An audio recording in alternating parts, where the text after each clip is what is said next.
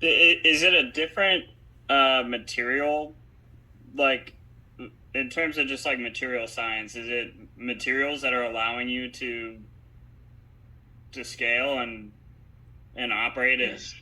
at better energy efficiency? And if so, Yeah, and are I'm there glad that you asked that.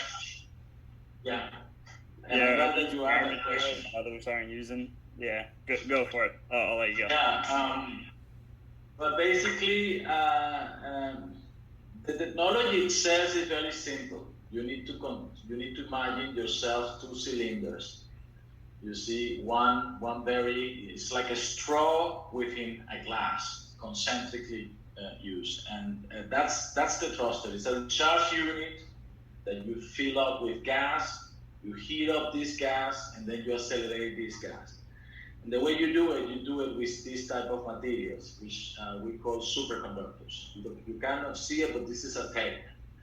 And what this tape can is that compared with copper, it can carry 1,000 times more current than the copper itself, which makes appliances like magnets, cables, um, coils, etc., very lightweight and very power dense, lightweight, power dense, and very efficient because these materials have zero losses. Okay, and that allows to build a coil for 5 kilowatt or for 10 kilowatt or for 50 kilowatt or 500 without increasing the size of the coil too much.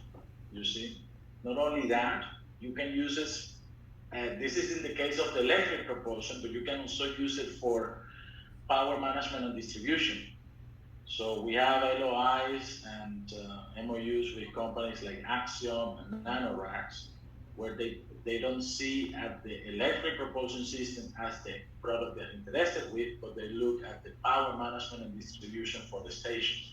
And I'm talking about stations that have consumed so much power similar to the ISS. So we're talking about 100 to 150 kilowatts of power.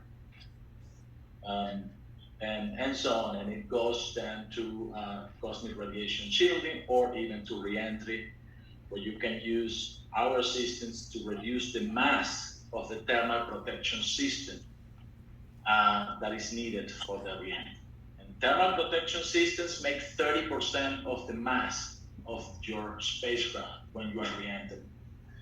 And reducing that down to 15, etc., allows more payload to be transferred and to be transported. We are also working with special materials like tungsten, like lanthan, hexaboride, etc.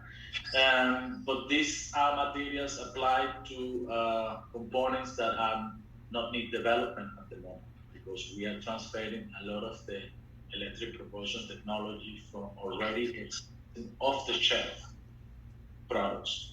As example, for the 5 kilowatt, we operate at the same volume, at the same power range as Hall effect clusters. So we can transfer the power processing unit technology from Hall effect clusters to our technology.